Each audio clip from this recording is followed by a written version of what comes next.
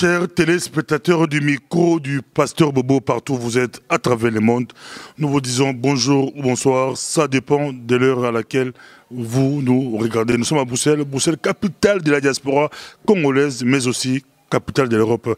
Nous sommes avec Patrick Yogo, le porte-parole du MPR fait privé ici à Bruxelles. Bonjour ou bonsoir, Patrick Yogo. Bonsoir, Pasteur Bobo. Merci de nous accueillir une fois de plus. On vous suit partout à travers le monde. Comment vous vous portez? Pour ma part, ça va. Je vais bien. Après une petite tournée à Kinshasa, je suis revenu. J'ai vu quelques personnes et ça va. Dans l'ensemble, je peux dire que nous allons bien. Le MPR fait privé n'est pas au dialogue. Vous ratez le rendez-vous avec l'histoire? Non, je ne pense pas que nous ratons le rendez-vous avec l'histoire. Évidemment, le dialogue, normalement, devrait être inclusif.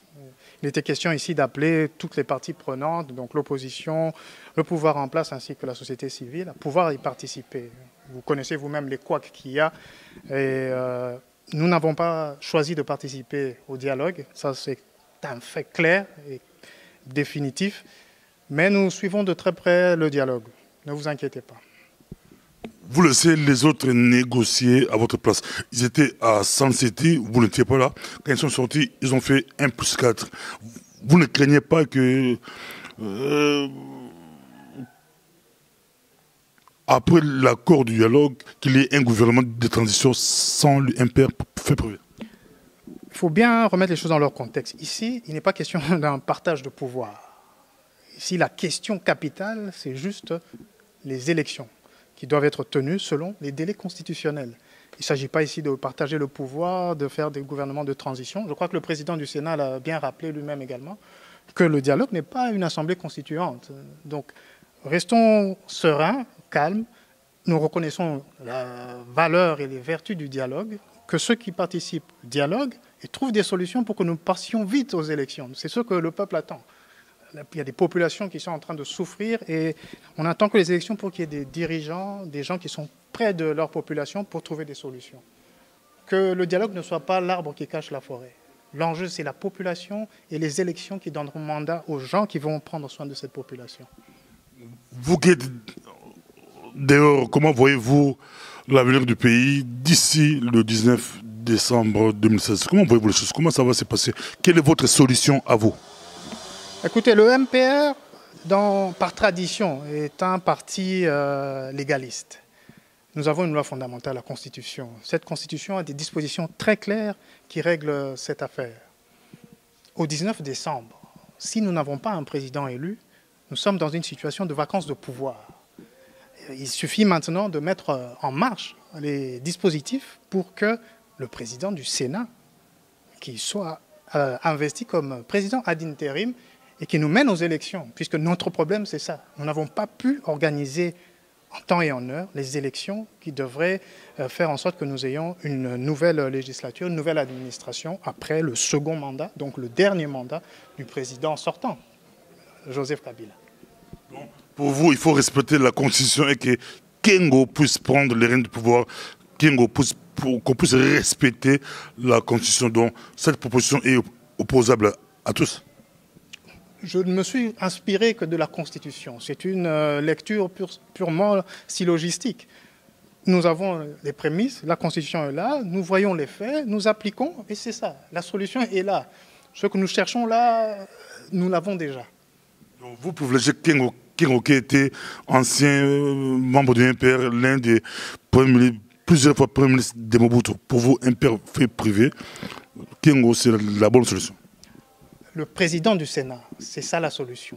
Que ce président s'appelle Kengo ou Anzuluni, cela ne change rien. C'est le président du Sénat. Je vais vous faire une petite précision. Pourquoi est-ce que c'est le président du Sénat qui, dans des cas de figure tels que prévus par la Constitution, assume l'intérim? Cela est simplement dû au fait que le président du Sénat est une personne qui a été élue de manière indirecte par les grands électeurs. Et ces grands électeurs proviennent des assemblées provinciales, c'est-à-dire des gens qui sont proches de la population et de leurs besoins. Et donc, la qualité ou la personne du président du Sénat porte en elle la voix de la population. Et c'est pour ça que le président du Sénat doit assumer cela et faire passer les électeurs aux élections. Ça coule de source pour nous. Voilà. Donc ils vont vous rétorquer que Kengo aussi, son mandat est fini depuis, il n'est pas à sa place. Que ce soit Kengo, que ce soit les parlementaires, nous avons connu un retard inacceptable, inexcusable en matière d'élection. Nous avons manqué de prévoyance. Je dis nous parce que toute la classe politique est impliquée. On ne peut pas tolérer ou accepter que cela se reproduise une seconde fois. C'est pour ça que nous acceptons que les gens puissent participer au dialogue et trouver une solution à ce processus électoral. Nous n'avons pas de crainte par rapport à ça. Patrick Hugo, nous sommes avec vous, on nous suit partout à travers le monde. Mais dans l'hypothèse où le 19 décembre, Kabila est toujours là, la Constitution n'est pas respectée, on trouve... ils ont trouvé un compromis politique, accord politique qui favorise le glissement. Pour quelques temps. Écoutez, le glissement, nous y arrivons déjà. On n'est pas en train on ne va pas y échapper. Il y aura des dépassements dans le délai, mais la Constitution est claire. Dès le moment où nous arrivons à la fin du mandat, à la mi-décembre, le mandat est terminé. Nous avons un président sortant et nous devons tout faire pour mettre un nouveau président, ce que les Américains appellent elected president. Donc un président élu qui doit être mis en place. N'ayant pas les élections, nous devons donc aller très vite aux élections. Mais ce n'est pas un accord politique qui va avoir primauté sur la Constitution. Nous devons nous rester dans le cadre de la Constitution, que ce soit la résolution du Conseil de sécurité que tout le monde connaît maintenant, de 2277, c'est de ça qu'il s'agit, le respect de la Constitution. Maintenant, des accommodements pour que le président sortant soit encore là, dans de bonnes conditions, on peut toujours trouver des arrangements. Mais pour nous, la Constitution, rien que la Constitution. Quel genre d'arrangement pour Kabila? Écoutez, il sera sénateur à vie. C'est déjà une immunité qu'il aura, qui va lui permettre de garder plus ou moins son train de vie. Mais entre-temps, nous devons passer aux élections. Et son sort pourrait être traité, par exemple, au Parlement, pour trouver une solution pour son cas. Je ne vois même pas de difficulté, finalement, qu'il y ait un président dont les fonctions, un président sortant, dont les fonctions seraient amoindries, et un président ad interim dont les attributions seront strictement liées à l'organisation ou à l'exécution des élections. Et ensuite, nous passons aux élections proprement dites, présidentielles, à travers le monde pour tous les compatriotes, les législatives nationales et provinciales, et nous continuons notre chemin. Quelles sont les garanties que vous donnez à Kabila au cas où Kabila accepte votre proposition? Quelles sont les garanties que l'imparfait privé vous pouvez donner à Kabila? Écoutez, quand on parle de garantie, c'est comme s'il avait fait quelque chose de mal. Je ne sais pas, vous le trouvez coupable de quelque chose? Je ne sais pas. Nous sommes en Afrique. Voilà, il y a bien des présidents dans divers pays du monde qui quittent le pouvoir et qui vivent sur le territoire national sans aucun problème, que ce soit aux États-Unis ou ailleurs. Alors, pourquoi pas chez nous? Je pense qu'il peut rester dans le pays et ça ne pose aucun problème. Le maréchal Mobutu, à l'époque, pour parler de lui un peu, il avait bien accepté de se retirer aussi. Il a laissé le gouvernement travailler pendant la transition et tout ça. On l'entendait à peine. La vie continuait. Il était président, bel exemple, mais c'est lui qui était président. Il était à Kawele, mais comme président. Je vous ai déjà dit la solution. Un président dont les fonctions seraient diminuées au strict minimum, puisque ce serait un président sortant. Voilà des solutions que nous proposons. Vous proposez à Kabila peut rester président. Kabila peut rester président, mais avec des... Mais c'est ça le glissement, Patrick. C'est ça que l'opposition du rassemblement refuse, lutte, plus jamais ça. Écoutez, soyons sérieux. Je vais vous dire une chose. Le glissement, nous le savions déjà bien avant 2015. Ce n'est pas pour rien que déjà à cette époque-là, on discutait sur une idée des velléités de dialogue. Parlons concrètement. 250 millions de dollars qui devaient être prévus chaque année pour préparer l'organisation des élections. La première année, il n'y a pas. La deuxième année, il n'y a pas. On voit clairement qu'on n'aura pas les moyens. Aujourd'hui, j'entends que le ministre de la Justice nous dit que le gouvernement va payer, organiser toutes les élections de ses propres fonds. Je ne sais pas d'où ça va sortir tout d'un coup, mais vous voyez qu'on est en train de tourner autour du pot. La vérité, c'est que nous allons dépasser le délai.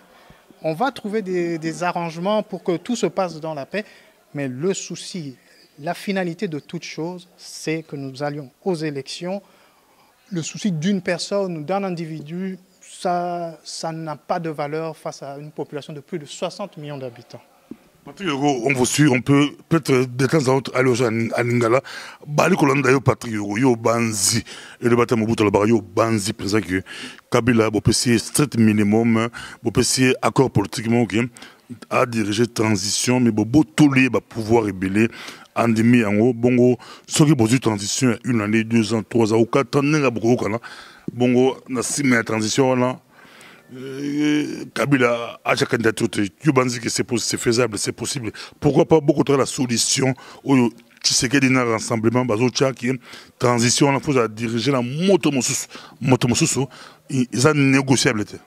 Yo moni au bandit déjà lobby tel à lobby to kende la transition. Donc le glissement aux Zoloba, aussi to ntela ngozaki mon selou depuis kala. To aussi déjà ko patiné. Le président Kabila Mukonzi Mboka ako kikomi bakisa susu na kati ya makambo etali moponi ya mboka te. Yende kaza wana ngongane koki suki wana toki olukele moi sika fandi to sali ba élection. Afin de communiquer Kamozan là, batu bandimi que glissement non le bien glissement.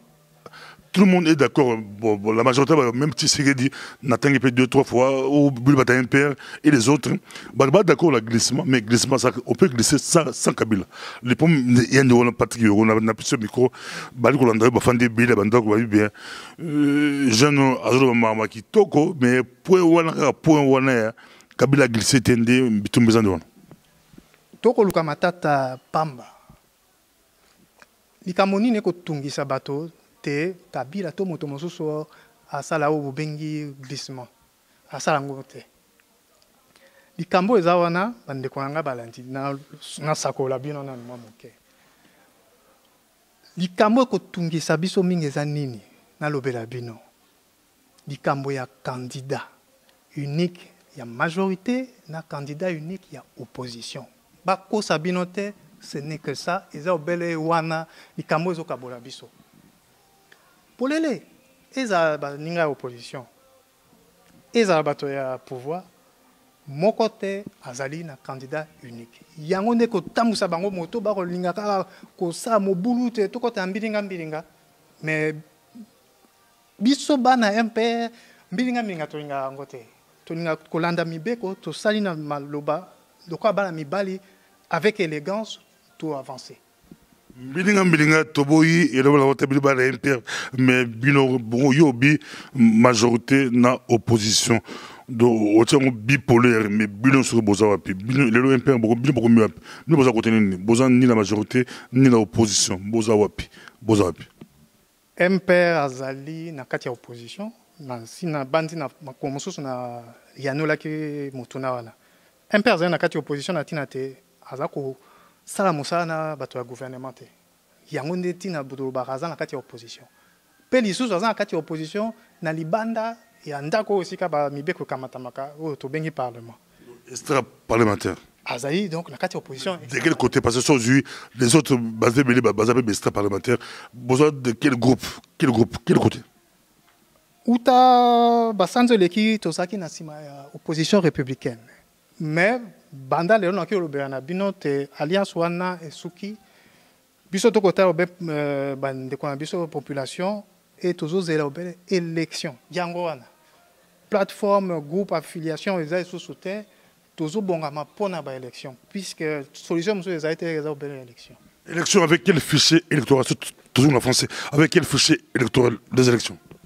Alors je crois le dialogue a dans ces 11 points à l'ordre du jour, la question du fichier électoral. Je ne sais pas si mes renseignements sont corrects ou non. Je crois que la refonte totale avait été décidée. Corrigez-moi si je me trompe. L'idée étant de remanier le fichier, ajouter ceux qui n'y sont pas, donc les nouveaux majeurs, ceux qui ont perdu leur carte d'électeur, enlever ceux qui sont décédés, Et j'entends dire encore il y a peu qu'on va y rajouter les jeunes ayant plus ou moins 16 ans pour qu'ils soient déjà enrôlés. L'enrôlement a déjà commencé au nord Ubangi, peut-être on peut en parler un peu. Croyez-vous aux signes, pasteur Bobo? La province pilote, c'est le nord Ubangi. Vous savez que le maréchal Mobutu, notre premier président du MPR, est originaire du nord Ubangi. Jusqu'ici, l'enrôlement se passe très bien. Nous avons même été en contact avec quelques personnes qui y sont, du terroir. Il faut savoir que la nouvelle province du nord Ubangi est composée de la ville de Gbadolite, construite, on va dire, par le maréchal Mobutu lui-même, avec ses 3 communes, Ganza, Molegbe et la commune qui porte le même nom, Gbadolite. Mais au niveau rural, et c'est là où c'est très intéressant, il y a une population qui est là et qui attend, je vous dis, vous n'avez pas idée, les élections. Nous sommes en train maintenant, en synergie avec ceux qui sont sur place, de les pousser à s'enrôler massivement. Et je vous dis, d'ici la fin du dialogue et le commencement prévu du processus électoral, vous allez entendre parler de ce qui est en train de se passer au nord Ubangi. Businga, Bosobolo, Yakoma, Mobaimbongo. Mais vous allez voir. Les Congos, c'est grand. Les Congos, c'est pas Businga, Bosobolo, Yakoma, Gbadolite. Les Congos, c'est 2 345 000 km². Mais nous devons commencer par quelque part. Et nous avons commencé par le nord Ubangi. Nous allons suivre à chaque point où les enrôlements vont se faire. Vous allez voir les militants du MPR, ceux qui vont vous démontrer comme capacité de civisme. Les militants du MPR ont été éparpillés. Il y a le MLC qui cartonne à l'Équateur. Il y a aussi le PPRD qui arrive à faire sortir des députés. C'est compliqué, Patrick Hugo. Ça, ce n'est que le recensement, l'enrôlement. Mais laissez-moi vous dire, vous le savez, certains, pour être élus, ont besoin de payer des gens. Je vous le dis, mais vous le savez. Nous venons maintenant d'entrer dans un cycle où la conscience nationale, ce patriotisme que le MPR, dès sa fondation, avait enflammé dans le cœur des compatriotes, c'est cette conscience nationale que vous allez voir d'ici peu. Ceci n'est pas une promesse en l'air, ceci n'est pas une chimère. Le temps va nous le démontrer très vite. Ça va aller très vite. Vous allez voir. On le suit partout. À travers le monde, nous sommes avec Patrick Hugo, porte-parole du MPR fait privé. Mais au niveau du MPR fait privé, on ne voit rien. On ne voit rien. L'MPR ne bouge pas. Le congrès du parti, c'est pour quand? Le MPR est en mouvement. Je vous ai dit d'entrée de jeu que nous avions fait un petit séjour à Kinshasa pour rencontrer les membres de la direction politique nationale. Et vous avez lâché le mot congrès. Il en est ressorti que nous devons aller au plus vite au congrès. C'est ainsi que toutes les fédérations, que ce soit celles de l'extérieur, que celles sur le territoire congolais, sont en train de se préparer à cette fin. Nous n'avons pas encore de date pour la simple raison que nous n'avons pas encore finalisé l'organisation de cela. Et nous allons nous retrouver, certainement à Kinshasa, tous ensemble, pour faire le toilettage des statuts du MPR, relancer les symboles du MPR, et à partir de là, nous allons nous aligner, et vous allez voir, la machine est en route. Il y aura des élections? Ce ne seront pas des primaires, mais disons que c'est à ce moment-là que seront désignés les futurs candidats députés. Et au niveau de présidentiel, qui sera votre candidat au niveau présidentiel? Mobutu, on ne va plus faire ressusciter Mobutu. Qui sera votre candidat? Je l'ai dit tout à l'heure, que ce soit l'opposition ou la majorité présidentielle, nous avons un problème pour trouver le candidat unique, c'est-à-dire quelqu'un qui va cristalliser autour de lui suffisamment de voix pour incarner la volonté populaire. Alors, notre stratégie est la suivante. Servir la population, c'est la première des choses. changer le gouvernement actuel, qui vient encore de montrer par ce déficit de processus électoral qu'il n'a pas été à la hauteur. Et enfin, passer aux élections et on décidera qui sera cette personne dont je parlais qui cristallisera le mieux. Cette personne ne sortira pas forcément du MPR. Cela est dû au fait que le scrutin présidentiel, et je le rappelle à tous nos compatriotes, est à un tour et uninominal. Ce qui veut dire que pour que le pays ait un président, nous devons absolument avoir la majorité relative des voix. Et ça, un individu seul ne peut pas. Il faut que toutes les voix convergent vers une personne. Et c'est ça la grande tâche ou l'enjeu qu'il y a et qui est à la cause des dialogues et autres situations que nous connaissons aujourd'hui. La position de la communauté internationale dans la crise congolaise. Récemment encore, je crois, le président du Sénat, pour parler une fois de plus de lui, a reçu l'ambassadeur des États-Unis à Kinshasa, le représentant aussi spécial des États-Unis pour les Grands Lacs, était là aussi. Et ça devient comme une ritournelle, c'est-à-dire que la Constitution, rien que la Constitution, s'attacher à la Constitution, c'est le squelette même de l'État du pays. Le MPR, vous avez bien suivi la fin de règne de Mobutu. Quand vous voyez tous ces ambassadeurs, tous ces diplomates défiler chez Kabila, pour vous, ça sent la fin de règne? Vous le savez, ce qui se passe au Congo a un tel impact sur le reste de la population et du continent que, évidemment, tout le monde vient au chevet du Congo lorsqu'il y a une crise. Parler de fin de règne, il ne s'agit pas ici d'une fin de règne. N'extrapolons pas ou n'amplifions pas inutilement la chose. Nous sommes arrivés à la fin d'un mandat, d'un second mandat pour un président sortant. Réglons ce problème par la voie constitutionnelle et voilà. La diaspora congolaise, avez-vous un message?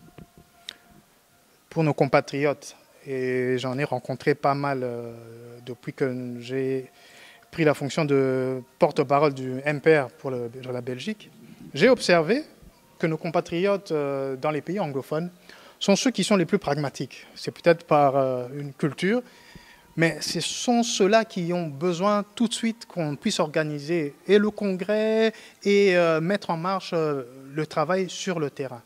Alors j'appelle maintenant nos compatriotes qui sont dans les pays plutôt francophones à faire comme nos amis qui sont dans les pays anglophones.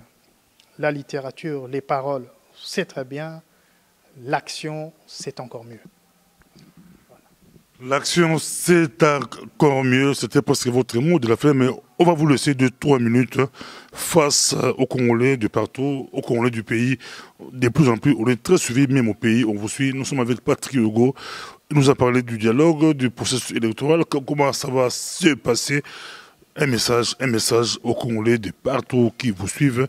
Les Congolais se posent beaucoup de questions. Nous sommes avec vous. La jeunesse, est-ce que la jeunesse peut relever ce grand défi? Nous sommes avec Patrick, un jeune. Patrick, on vous suit. Bandeko na ngai na mboka bipai bolanda ngai malamu na mokili toza bapaya tokoleka biso baso kasi avant kotika mokili oyo totika elembo totika eloko mpona bana na biso batata na biso bakokende bakoko bakokende ekomi ngonga ya biso ya kosala eloko moko mpo otika na bana na biso na bakoko na biso. Alors la politique, si tu ne t'y intéresses pas, la politique va s'intéresser à toi. Donc prenez vos responsabilités en main. Enrôlez-vous, présentez-vous, préparez-vous à voter. Rejoignez le MPR pour ceux qui ne l'ont pas encore fait et allons-y. Bâtissons un Congo meilleur. Merci beaucoup. Mais si ils veulent vous joindre, comment ils vont le faire? Voilà. Il n'y a plus de secret entre nous. Pour moi, nous sommes des frères. Appelez-moi directement sur mon numéro de téléphone, le 0032 465 83 23 63. Et vous allez m'avoir au téléphone en ligne et nous pourrons en discuter. Et je vous invite, Pasteur Bobo, à faire passer ce numéro, à le faire défiler pour que tout le monde puisse pouvoir nous contacter. Nous sommes là et nous allons aller de l'avant. C'est facile, même si on ne fait pas défiler, ils peuvent juste réécouter la vidéo. C'est facile à avoir le numéro de téléphone. Merci beaucoup. À la prochaine. Merci. Merci à vous. À très bientôt, mes frères.